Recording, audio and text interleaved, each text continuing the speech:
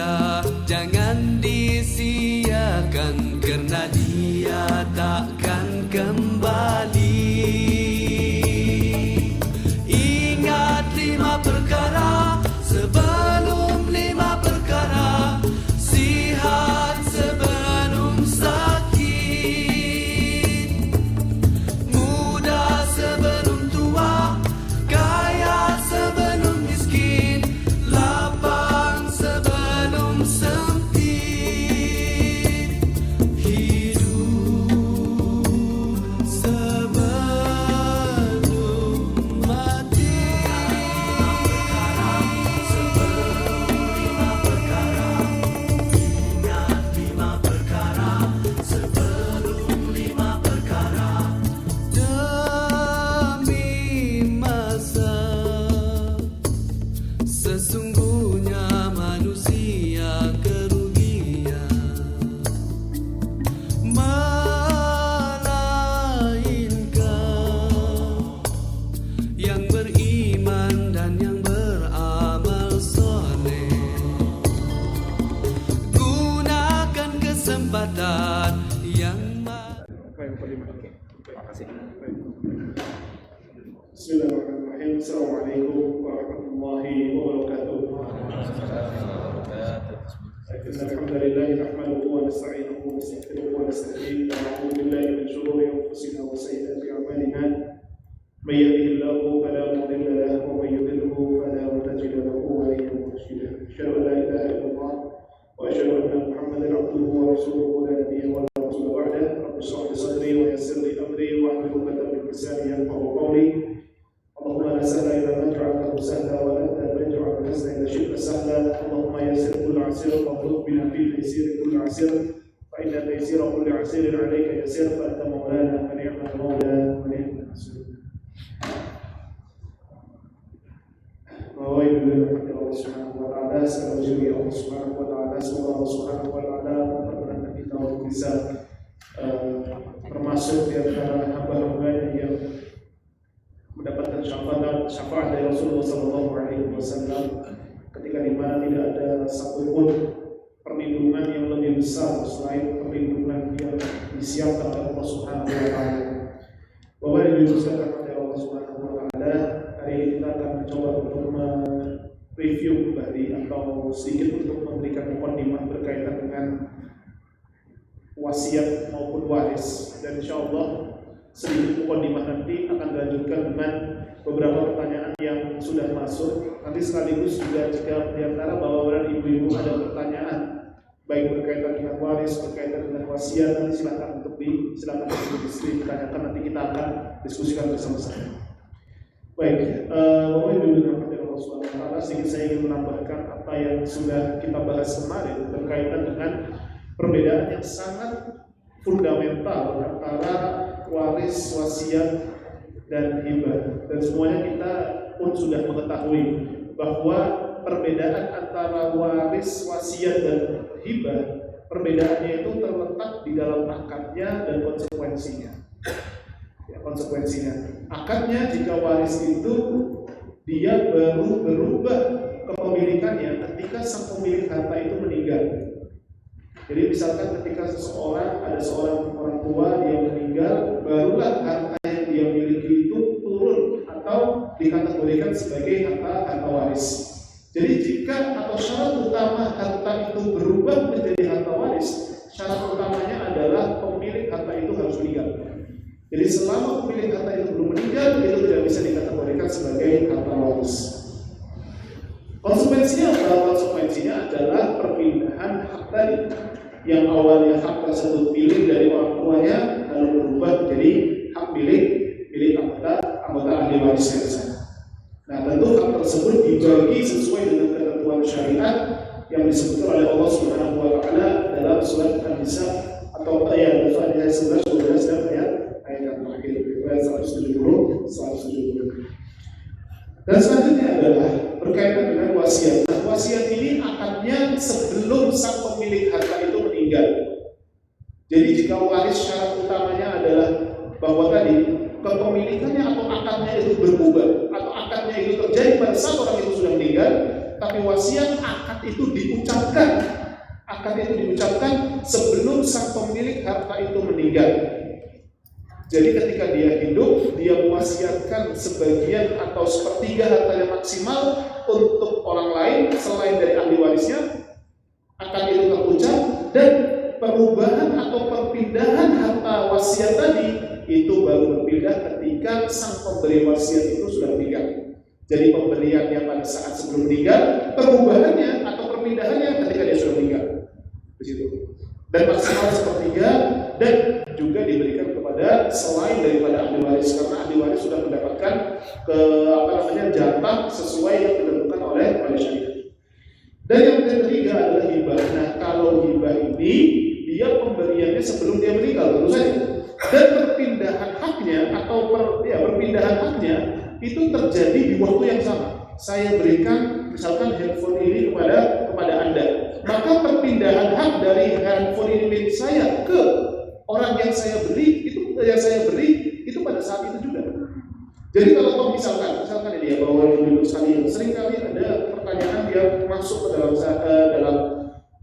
WhatsApp saya maupun seringkali ditanyakan oleh saya. Itu seringkali terjadi misalkan orang tua dia punya misalkan tanah 5 gitu ya. Tanah 5 masing-masing 1 hektar misalkan. Ya, ada 5 tanah masing-masing 1 hektar. Nah, lalu dia juga punya anak 5. Lalu sang orang tua ini bilang, "Nah, ini tanah buat kalian semua, masing-masing 1." Ya, masing-masing 1 misalnya. Maka akad yang terjadi atau akad yang dianggap oleh orang tuanya kepada anaknya itu adalah akad hibah.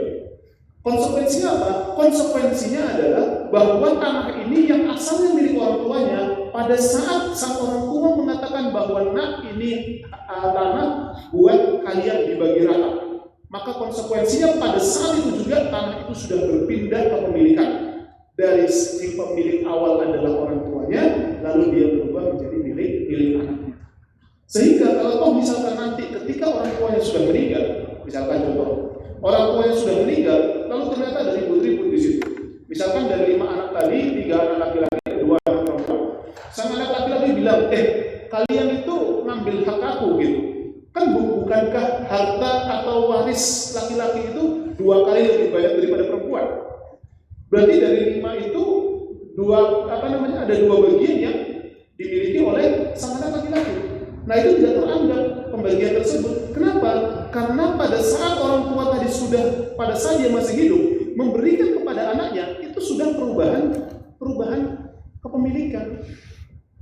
Jadi otomatis ketika sang orang tua sudah memberikan kepada anaknya di waktu dia masih hidup dengan narasi yang ini perlu diperhatikan. Jadi dalam Islam itu satu hal yang perlu diperhatikan itu adalah lafaz akad.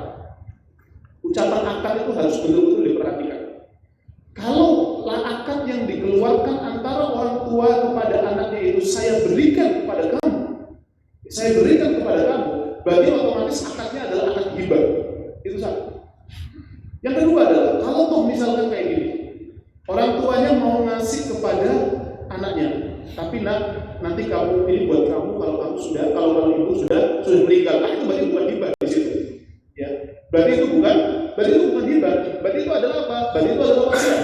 Ya, karena saya orang tua berikan kepada anaknya, tapi kamu boleh pakai kalau ibu sudah meninggal di situ. Berarti akadnya wasiat. Nah, syarat wasiat apa? Pertama, tidak boleh ahli waris, dan yang kedua apa? Maksimal sepertiga. Berarti otomatis akad itu tidak akan teranggap di sana.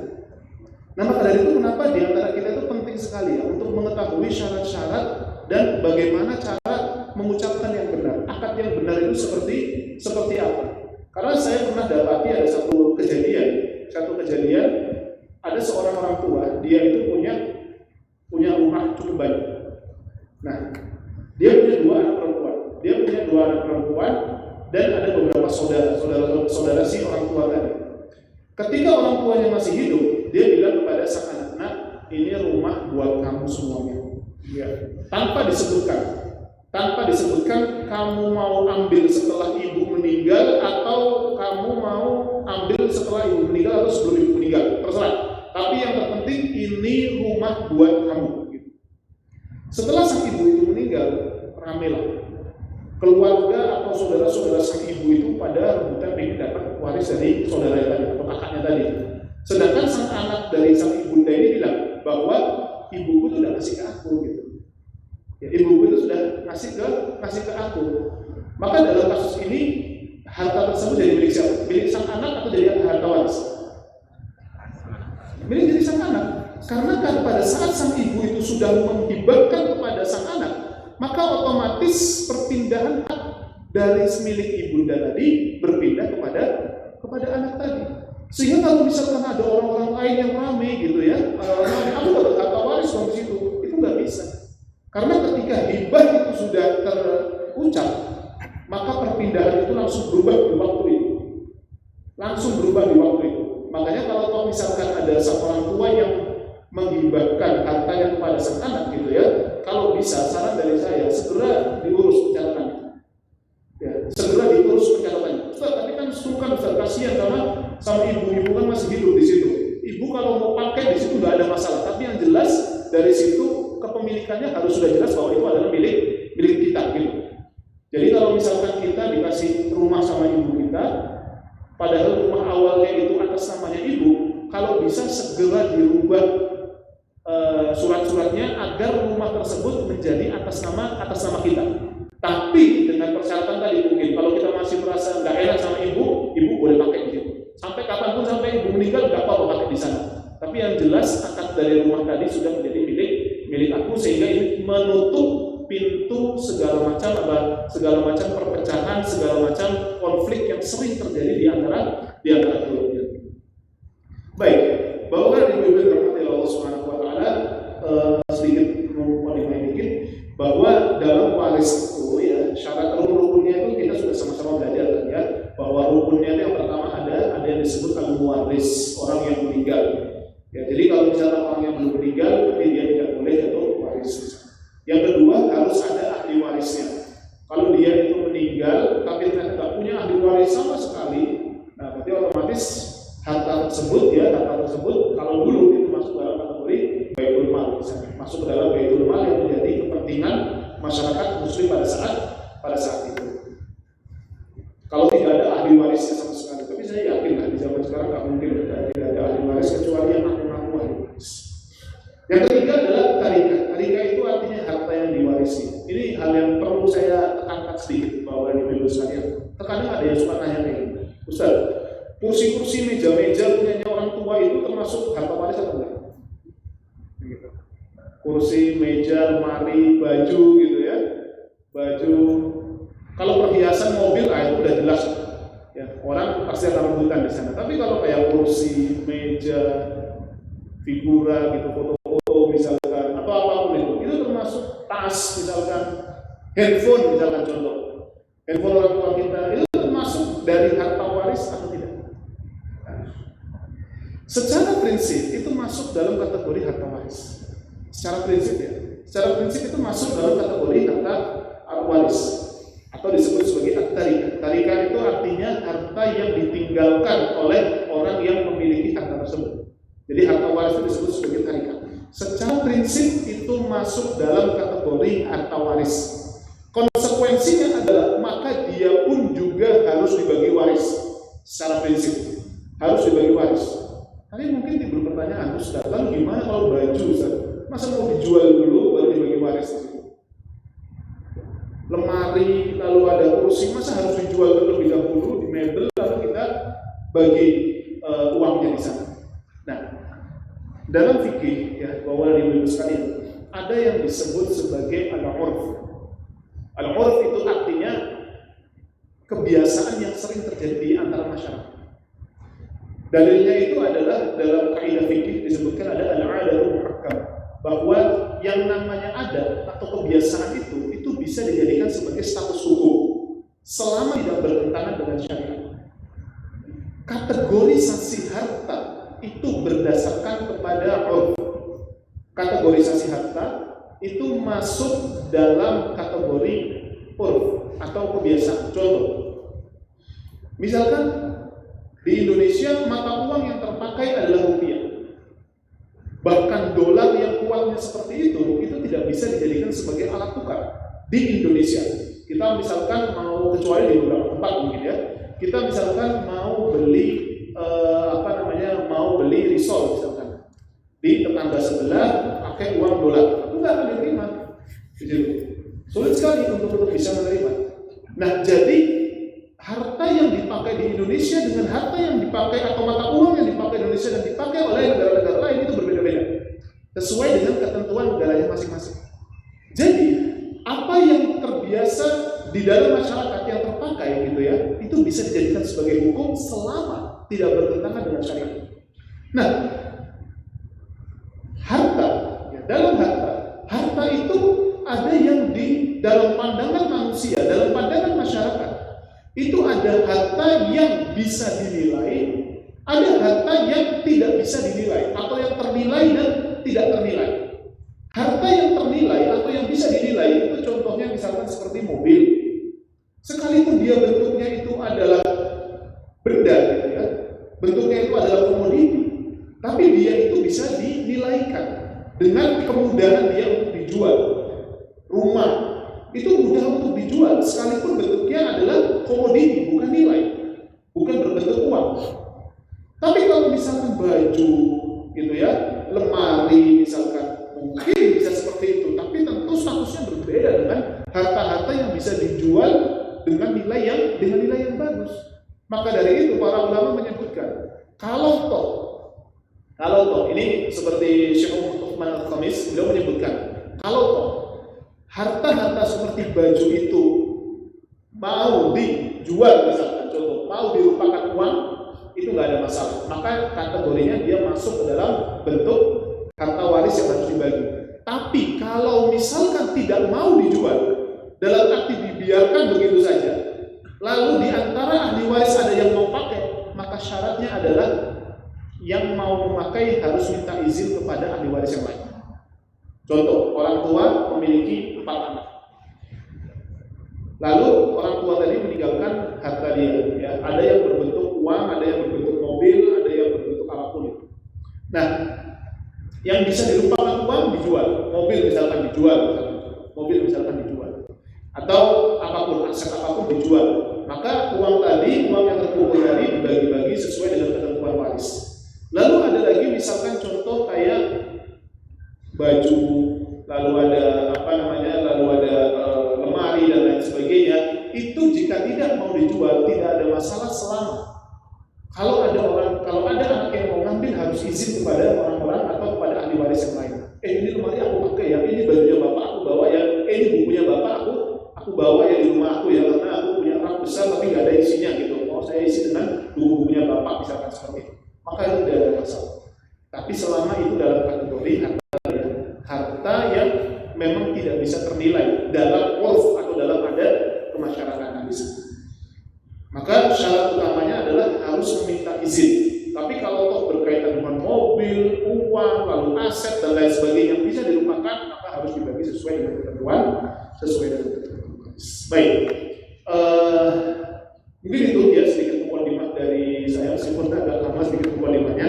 Insya Allah kita akan coba masuk ke dalam beberapa pertanyaan yang sudah masuk. Kita mulai dari yang sudah tercatat dulu aja ya, nanti baru kalau ada tambahan nanti mungkin bawakan dulu. Silakan untuk menjadi pertanyaan. Baik, pertanyaan. Ya. Ustaz, bagaimana hukum syariat menjelaskan tentang wasiat di antara pasangan suami istri melarang menikah setelah ditinggal wafat? Saya ulangi ya. Bagaimana hukum syariat menjelaskan tentang wasiat di antara pasangan suami istri melarang menikah setelah ditinggal wafat? Contoh. Tapi ini istilahnya harta ya. Harta ini seperti salah satu dari kita adalah haknya, tapi tidak boleh mencari pasangan pengganti. Ini saya kurang begitu paham ini sebenarnya.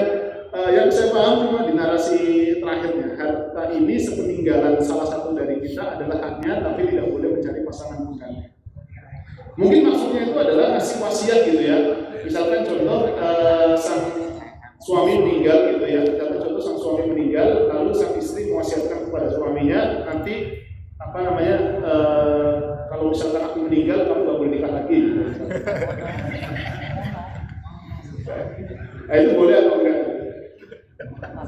Ya alhamdulillah. Abaikan saja obangnya udah meninggal.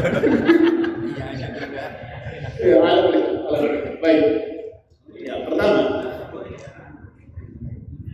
wasiat ya. Wasiat atau syarat apapun yang mencegah seseorang untuk beribadah kepada Allah Subhanahu wa taala, itu tidak boleh. Jadi otomatis kalau misalkan sang suami yang mau ya nggak ada masalah gitu ya, terserah dia. Tapi jangan sampai misalkan sang istri mewasiatkan pokoknya harus gak boleh nikah lagi setelah aku meninggal gitu ya. Misalkan aku meninggal duluan. Biasanya kan gitu ya, perempuan itu ada pertanyaan-pertanyaan yang sulit sekali untuk dijawab oleh laki-laki di situ ya.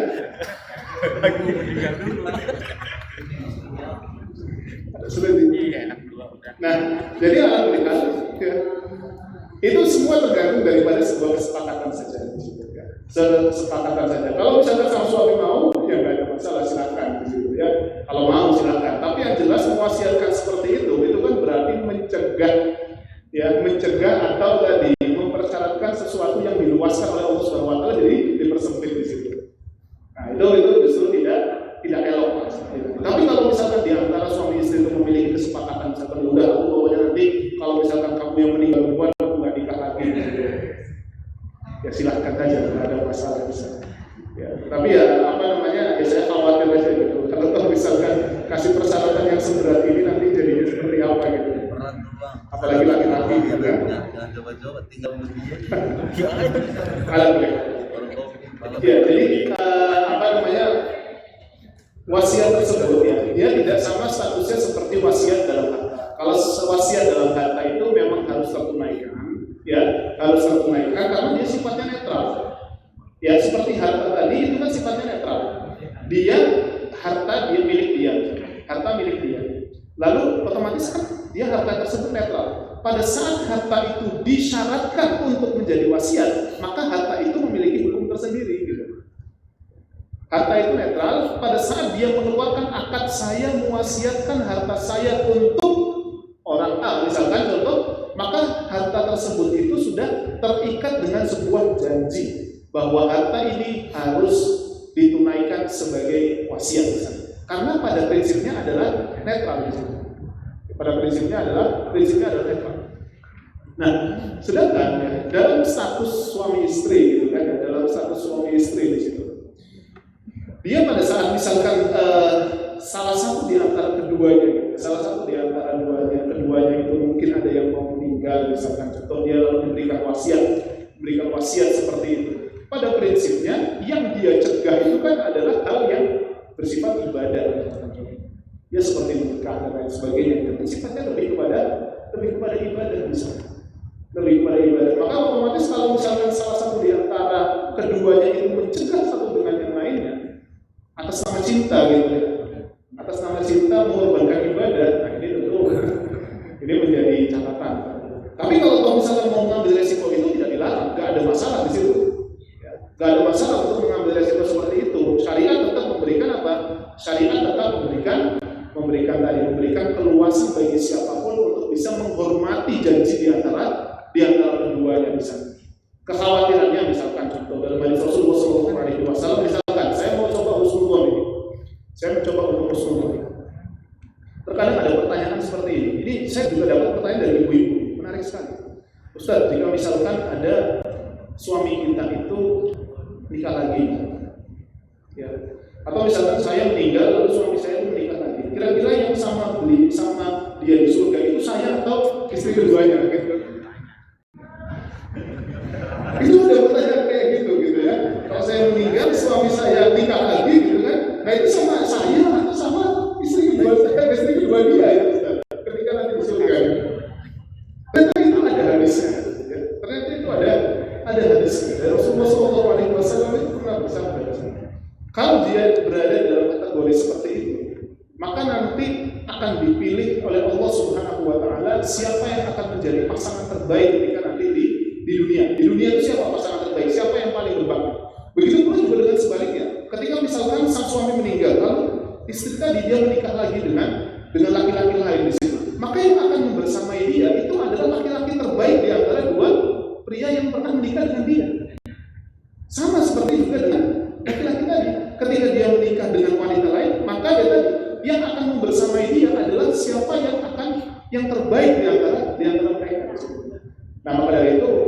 tugas gitu ya, rumah tangga itu menjadi penting gitu ya, agar bisa bersama sampai serumah sesurga. Yaitu adalah dimulai dari sekarang di situ. Ya, dimulai dari sekarang. Itu adalah prinsip daripada tasawuf. Jadi bukan dalam sholat aja tasawuf, dalam urusan akad-akatan juga. Yang kedua, apakah wakaf bisa diwariskan? Tidak, karena wakaf itu statusnya bukan milik seseorang, tapi sudah milik Allah Subhanahu wa Ta'ala. Itu status wakaf. Jadi misalkan seseorang mewakafkan hartanya, mewakafkan tanahnya itu untuk pembangunan masjid, gitu. Untuk pembangunan masjid. Maka otomatis ya harta atau masjid itu dia bukan milik dia. Dia memang statusnya sebagai wakif. Pengelolanya disebut sebagai nadhir. Wakif sama yang mewakafkan, pengelolanya disebut sebagai nadhir. Nah maka harta wakaf tadi atau bangunan wakaf tadi itu bukan milik si wakif dan bukan milik si nadhir tadi, bukan sang pemberi wakaf, bukan pula sang pengelola wakaf tadi, tapi dia sudah milik Allah Subhanahu wa Ta'ala. Maka tidak bisa itu diwariskan, karena kaitan waris itu adalah harta yang dia miliki, itu yang harus diwariskan. Tapi harta yang sudah dia sedekahkan, harta yang akan dia wasiatkan, harta yang sudah dia wakafkan, atau dalam bentuk apapun, maka statusnya itu sudah milik Allah Subhanahu wa Ta'ala dan tidak bisa diwariskan. Ya. Jadi urusan harta wakaf itu apakah bisa diwariskan? Tentu tidak bisa. Tapi kalau misalkan berkaitan dengan pengelolaannya, misalkan contoh itu terserah, ya. Tapi tidak terlalu berkaitan dengan hierarki apakah harus anak keturunannya dan lain sebagainya, itu tidak. Baik, ketiga, usul hukum anak tiri yaitu anak bawaan dan istri atau suami apakah termasuk ahli waris? Ya, anak tiri itu bukan termasuk ahli waris. Anak tiri itu bukan termasuk ahli waris. Yang disebut sebagai anak tiri itu bukan ahli waris. Misalkan contoh, ada suami, misalkan dia menikah, kategori dia sebagai seorang anak tiri, maka dia tidak masuk dalam kategori sebagai ahli waris. Karena yang disebut sebagai ahli waris itu kalau dalam status anak itu adalah anak dia sendiri, anak dari darah dia sendiri. Itu dia masuk dalam kategori yang mendapatkan waris. Saudara tiri, anak tiri, apalagi saudara jauh dan lain sebagainya enggak masuk dalam kategori ahli waris.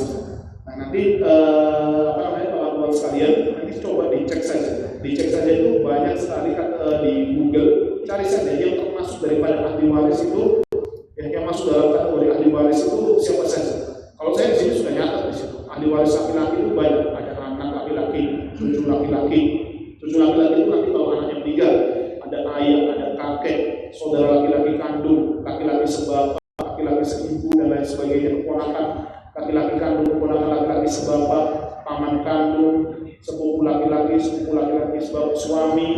Lalu ahli waris perempuan ada anak perempuan, saudari kandung, istri, ibu, nenek, itu masuk dalam kategori itu. Tapi untuk yang anak tiri itu tentu tidak. Tapi anak atau di sini anak bawaan, bahasanya itu adalah anak bawaan. Oh, maksud apa? Anak bawaan ini maksudnya seperti sebapak seibu gitu ya? Iya, sebapak seibu gitu. Atau bukan masuk dalam kategori anak angkat? Oh, astagfirullah. Kalau misalkan anak tiri ini dikategorikan sebapak atau seibu gitu ya, misalkan contoh misalkan contohnya dia itu nikah lagi gitu. Dia tuh misalkan nikah lagi bawa anak. Oh enggak, dia nggak dapat, karena yang dapat itu nanti saudara. Ya, yang dapat sebapak, sekandung, sebapak sama seibu itu adalah saudara, berarti yang samping bukan yang ke bawah. Tapi kalau misalkan saudara sebapak, saudara seibu itu nanti ada kategorinya dapat. Tapi kalau misalkan anak tiri dalam arti dia menikah lagi itu tidak dapat di situ. Betul. Baik, selanjutnya. Assalamualaikum. Ada 3 ahli waris yang satu ahli warisnya sudah meninggal, tetapi ada warisan yang belum sempat dibagikan. Apakah anak dari ahli waris yang meninggal itu mendapatkan warisan? Kalau dapat, apakah hitungannya tetap? Ya, Baik, betul ya. Jadi ahli waris itu ya, ketika misalkan contoh ada seorang ayah seorang ayah itu memiliki anak. Nah, seorang ayah itu memiliki anak ketiga misalkan, 3 anak laki-laki semua. Lalu dari 3 anak laki-laki tadi ada salah satu itu yang meninggal. Lalu yang meninggal itu punya anak 2. Ya, punya anak 2, satu laki-laki dan satu perempuan. Nah, ayahnya ini meninggal. Jadi ayah, anak, cucu. Ayahnya itu, anaknya itu, salah satu anaknya itu sudah punya anak 2. Nah, ayah kakeknya ini itu meninggal. Berarti otomatis apakah cucunya dapat? Cucu itu dapat jika sang anak itu meninggal. Jadi contoh misalkan saya punya anak. Saya punya anak 3 laki-laki semua misalkan contoh. 3 laki-laki, lalu anak saya itu punya anak, berarti cucu saya. Nah, cucu saya itu dapat apa enggak? Cucu saya itu dapat jika ayahnya itu meninggal. Jadi salah satu dari anak saya meninggal. Jadi anak saya punya anak saya 3 dan punya anak lagi 2. Nah, lalu saya anak saya meninggal 1. Anak saya meninggal 1, meninggalkan 2 anak. Berarti otomatis dia dapat harta waris dari siapa? Dari ayahnya gitu. Dapat harta waris dari ayahnya. Terus tidak lama setelah itu saya meninggal.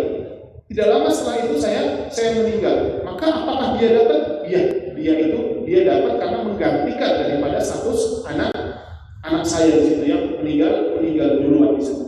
Nah, adapun dari bapaknya nanti yang kedua anak saya yang lainnya itu tetap dapat harta waris di sana. Baik. Jadi ibaratnya itu dalam bahasa ilmu waris itu ada yang disebut sebagai hijab. Hijab itu artinya yang menutupi. Ya, yang menutupi. Jadi misalkan contoh cucu itu nggak akan dapat harta dari kakeknya yang meninggal karena apa? Karena terhijab oleh sang anak dari sang bapak. Bapaknya dari cucu saya gitu. Cucu nggak dapat dari kakeknya karena dari terhalang. Nah, hal itu disebut sebagai hijab. Nah, yang disebut sebagai hijab. Nah, jika penghijabnya itu hilang, maka otomatis terbukalah peluang bagi sang cucu itu untuk mendapatkan harta waris dari kakeknya di sana. Nah, tapi hitungan tetap apa enggak? Ya, hitungannya itu berdasarkan hitungan kepada sang anak itu. Ya, jadi sang anak tadi anak laki-laki dapatnya apa? Dapatnya 2. Ya kan, dapat dua bagian. Nah, dari 2 bagian itu, kalau misalkan cucu saya tadi itu 1 laki-laki dan 1 perempuan, maka bagian daripada sang ayahnya tadi ya dibagi menjadi 2 bagian bagi sang cucu laki-laki, 1 bagian bagi cucu perempuan misalnya. Nah, nanti itu tentu prosentasenya berapanya nanti bisa dicek. Sudah banyak aplikasinya sekarang, insya Allah mudah diakses berkaitan dengan hukum waris. Baik. Assalamualaikum warahmatullahi wabarakatuh. Bolehkah warisan dari orang tua tidak langsung dijual, tetapi diberdayakan atau dibuat usaha, di mana hasilnya akan dibagikan kepada ahli waris? Misal warisan rumahnya dikontrakkan, di mana hasilnya setelah dikurangi biaya perawatan, sisanya dibagikan ke ahli waris anak-anaknya tersebut. Kali ini dilakukan baik ada wasiat atau tidak ada wasiat dari orang tua tersebut. Terima kasih. Baik, pertanyaannya gini. Ini Bapak Ibu sekalian, ini hal yang sangat penting yang harus kita perhatikan. Pembagian waris itu tidak selalu dalam bentuk nominal uang. Itu yang harus kita perhatikan secara secara. Tidak selalu harus dalam bentuk nominal uang yang berseri gitu ya, dalam arti misalkan contoh ada rumah, ya, misalkan ada rumah, atau misalkan gini, seorang tua tadi punya perusahaan yang besar. Pertanyaannya gimana coba cara bagi waris dari perusahaan besar tadi? Dan misalkan contoh perusahaan tadi itu milik orang tuanya saja, pembagian warisnya itu seperti apa? Nah, pembagian waris itu tidak selalu harta tersebut itu harus dijual. Atau misalkan ketika sang orang tua tadi memiliki perusahaan besar gitu ya, tidak semua perusahaan ya udah kalau orang tuanya meninggal perusahaannya dijual udah. Tapi pembagian waris itu bisa berupa apa? Bisa berupa saham. Ya, bisa berupa saham di situ. Jadi misalkan contoh. Orang tua tadi punya kontrakan. Ya, sang orang tua tadi itu memiliki kontrakan. Dan kontrakan ini dibiarkan untuk terus menjadi pemasukan bagi keluarga. Tapi status dari kontrakan itu adalah apa? Sebagai harta waris di sana. Maka otomatis yang bisa kita bagi itu adalah bukan kalau misalkan tidak mau kita jual, ya, karena ini dijadikan sebagai sebuah aset yang bergerak untuk kemaslahatan keluarga di sana, maka pembagian warisnya itu bisa dirupakan berupa apa? Berupa saham. Misalkan contoh, kontrakannya ada 15 misalkan. Ya, kontrakannya ada 15. Nah, kontrakan 15 tadi itu ya tinggal dibagi saja. Ya, tinggal dibagi saja dari perspektif misalkan dalam perspektif pemasukan misalkan. Dalam perspektif pemasukan atau dalam perspektif kontrakan itu sendiri misalkan. Pemasukannya jumlahnya itu ada berapa saja di sini. Nah, maka nilai rata-ratanya tadi, ya nilai rata-rata ya atau nilai daripada kontrakan tadi itu dirupakan berupa saham untuk anaknya. Anaknya misalkan 3. Ya, misalkan anaknya 3. Nanti tinggal dibagi saja.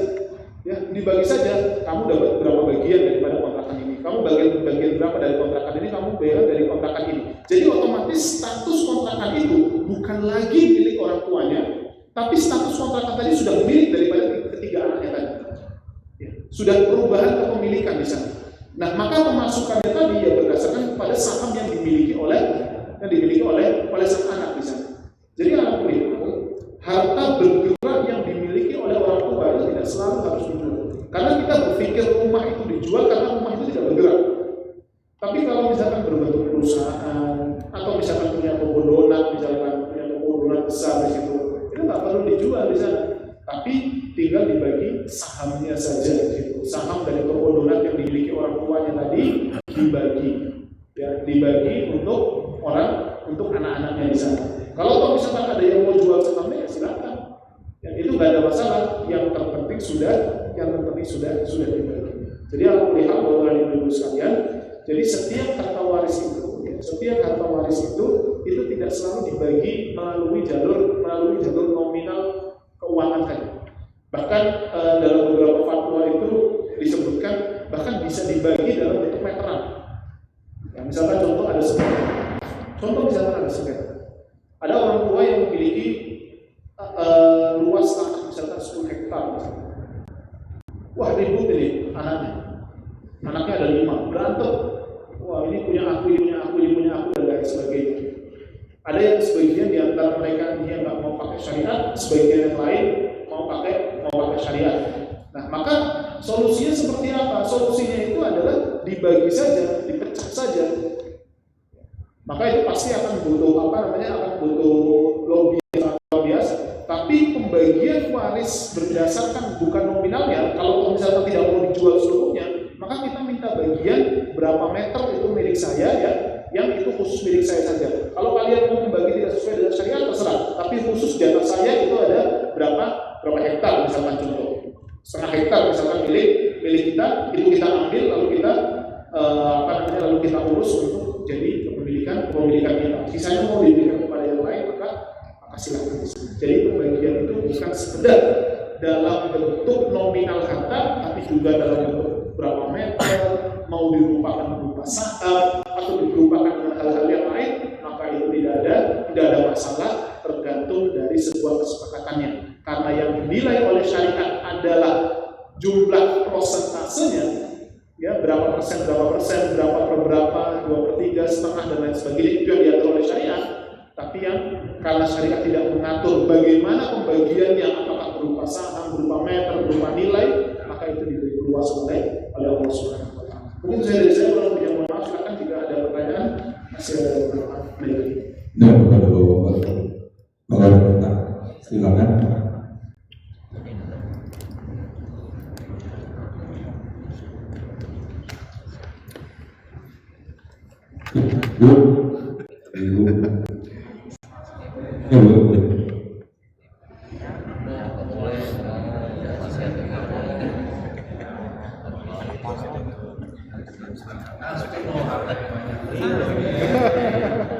Amin.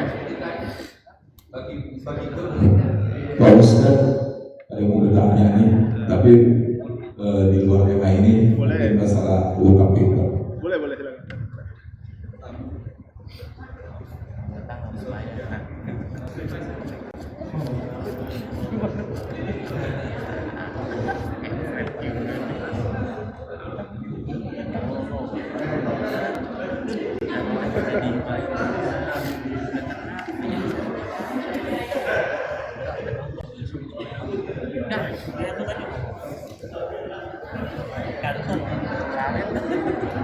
Mau pakai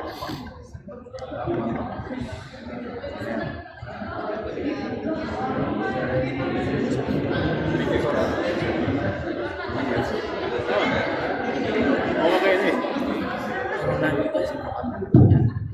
Tes.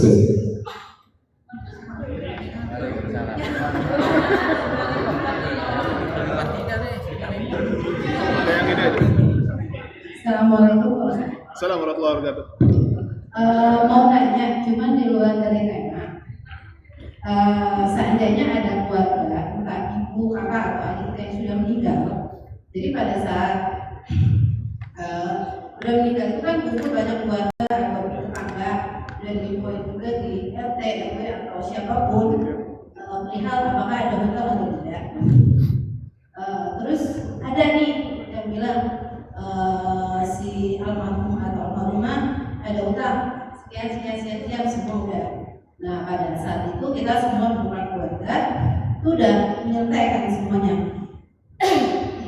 Terus setelah beberapa bulan dari si almarhum atau almarhumah yang meninggal tiba-tiba muncul lagi, dan orang yang bilang ada hutang itu pada saat dikonfirmasi ke semua itu ada di sana gitu. Terus kita keluarga gimana ya Pak Ustaz? Assalamualaikum. Assalamualaikum warahmatullahi wabarakatuh. Baik. Mana? Mau ada pertanyaan lagi atau gimana? Langsung nggak? Satu lagi deh. Silakan. Assalamualaikum warahmatullahi wabarakatuh. Waalaikumsalam warahmatullahi wabarakatuh. Kisah-kisah mau tanya Ustaz. Makain aja.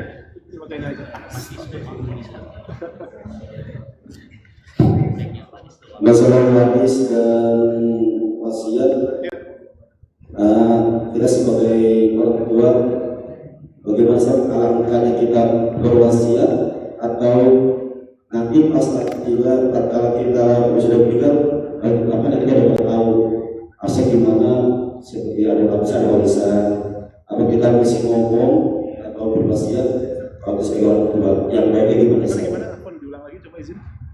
Gini Ustaz, masalah warisan wasiat, kita sebagai orang tua alangkahnya apa kita mau wasiat atau mau apa hibah atau gimana gitu, yang baiknya. Sedangkan yang mudah-mudah yang saya perhatikan di masyarakat itu ada banyak kontrakan banyak. Kalau saya bertanya, kan bapak udah ngomong apa ngasih wasiat apa wasiat kagak? Katanya nggak tahu tuh bapak gua belum ngasih wasiat atau belum mati kali ya gitu. Bahkan ini saya bertanya gitu saat apa kita ngomong sebagai orang tua ini kita ngomong sama kita, misalnya kita punya harta 1 miliar lah, kalau kita ngomong nanti punya apa bagi-bagi nih kalau nanti bapak udah nggak ada atau gimana gitu. Terima kasih Ustaz. Baik, bismillahirrahmanirrahim.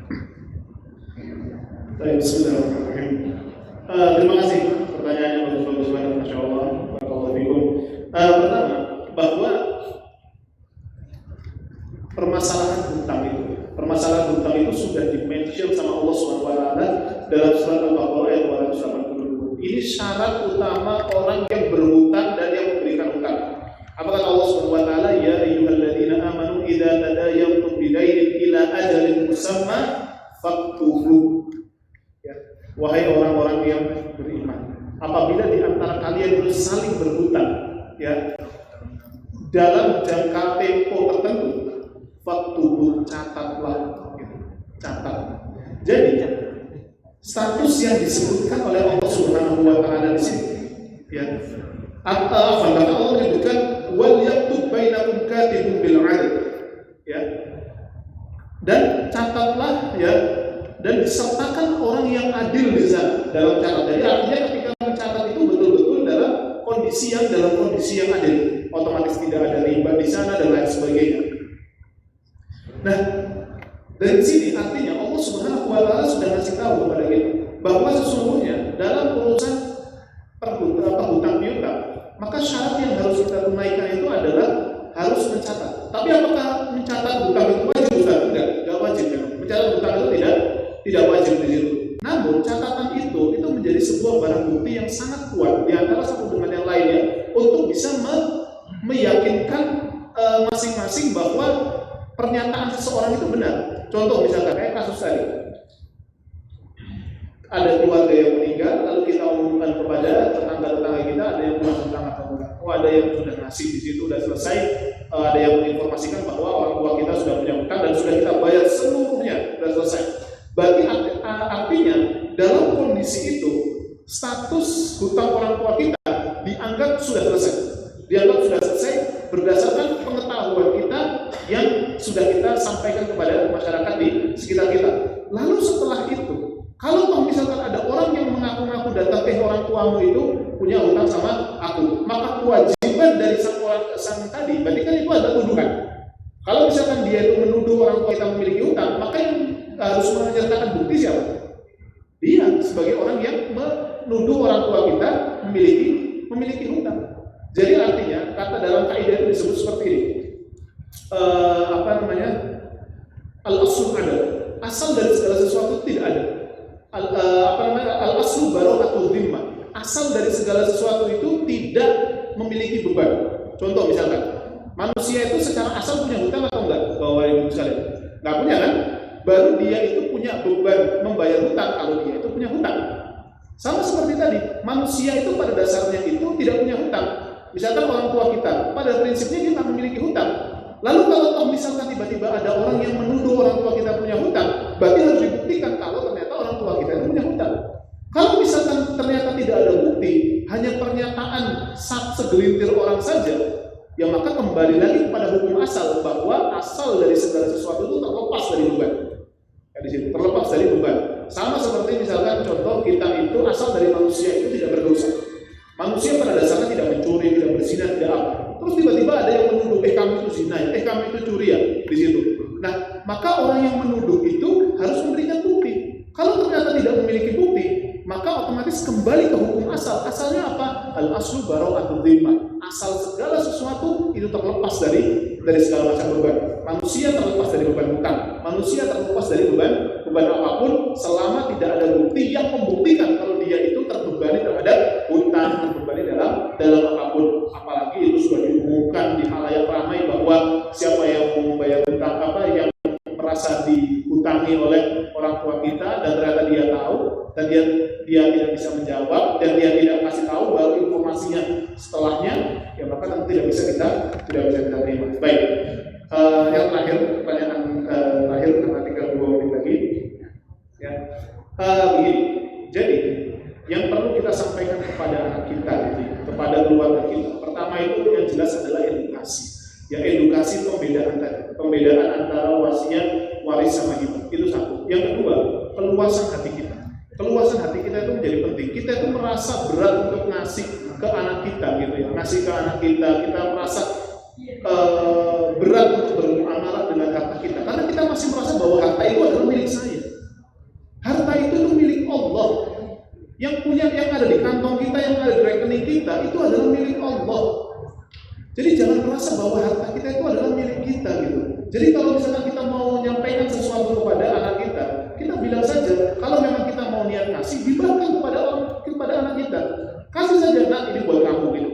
Ya nak itu buat kamu. Gak perlu pakai embel-embel kayak tadi misalkan, nah ini kamu ambil kalau bapak udah meninggal dari situ ya. Itu kan berarti sama aja pembagian waris sebelum dia meninggal gitu kan. Gitu.